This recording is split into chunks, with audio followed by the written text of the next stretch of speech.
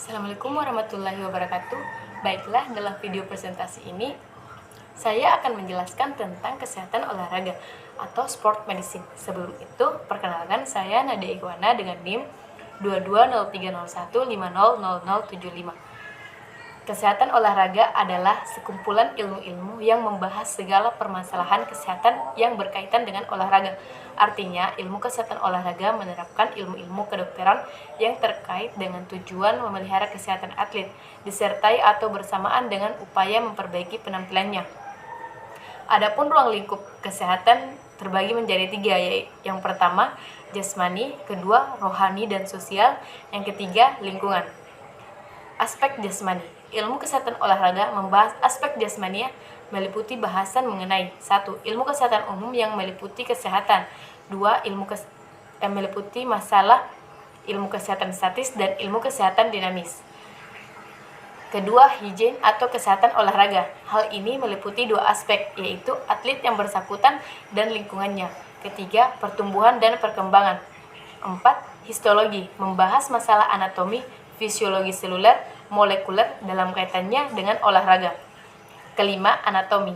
Kaitan anatomi dengan olahraga adalah dalam hal antropometri kecabangan olahraga yang membahas masalah profil-profil anatomis dan ukuran-ukuran antropometris atlet yang manakah yang sesuai dengan masing-masing cabang olahraga. Yang keenam, fisiologi, ilmu faal yang meliputi ilmu faal dasar, membahas fungsi dan mekanisme kerja berbagai organ tubuh. Yang kedua, ilmu faal olahraga atau ilmu faal kerja, membahas respon-respon dan adaptasi fisiologik dari berbagai organ tubuh terhadap kerja dan olahraga yang merupakan pengaruh-pengaruh fisiologik yang akut atau respon fisiologik maupun yang kronik, adaptasi fisiologi. 7.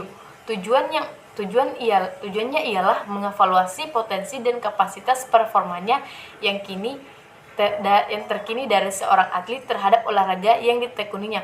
Hasil pemeriksaan di atas hendaknya mengandung penilaian mengenai 1. Kemampuan secara umum untuk beradaptasi terhadap latihan dan pengembangannya.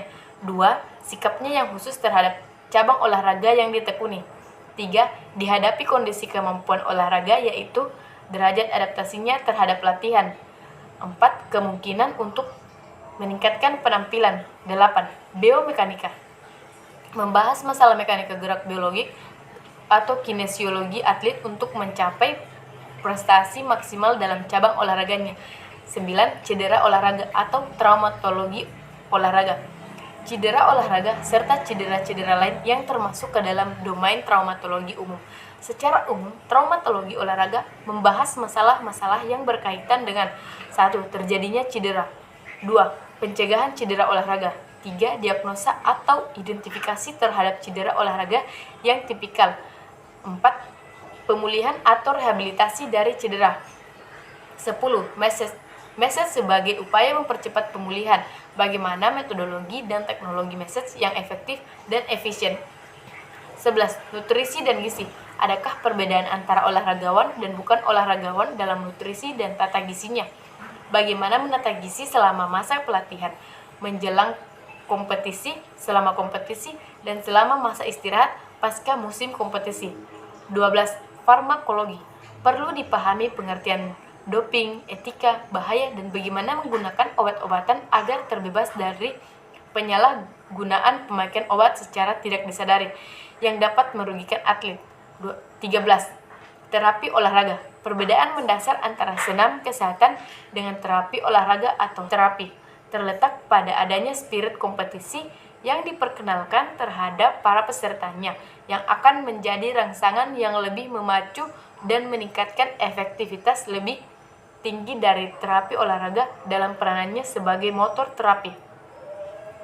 Sekarang kita masuk ke aspek rohania dan sosial. Bahasan mengenai aspek rohania dan sosial dalam lingkup olahraga telah berkembang menjadi ilmu tersendiri yang meliputi yang pertama itu psikologi olahraga, kedua pedagogi olahraga, dan ketiga sosiologi olahraga. Aspek lingkungan. Bahasan mengenai aspek lingkungan meliputi 1. Lingkungan alam yang meliputi masalah suhu lingkungan, kelembaban, dan ketinggian yang termasuk ke dalam pokok bahasan adaptasi aklimatisasi terhadap kondisi lingkungan, khususnya yang berkaitan dengan masalah perpindahan atlet untuk bertanding di kawasan dengan iklim yang berbeda. Kedua, faktor peralatan olahraga atau kerja. Hal ini telah tumbuh menjadi ilmu tersendiri, yaitu ergonomi, yang membahas masalah penyesuaian manusia terhadap macam olahraga atau kerja yang harus dilakukan dan atau penyesuaian manusia terhadap olahraga atau kerja yang harus dipergunakan juga membahas masalah penyesuaian mekanisme kerja atau olahraga terhadap pelaku. Baiklah, sekian dari saya. Assalamualaikum warahmatullahi wabarakatuh.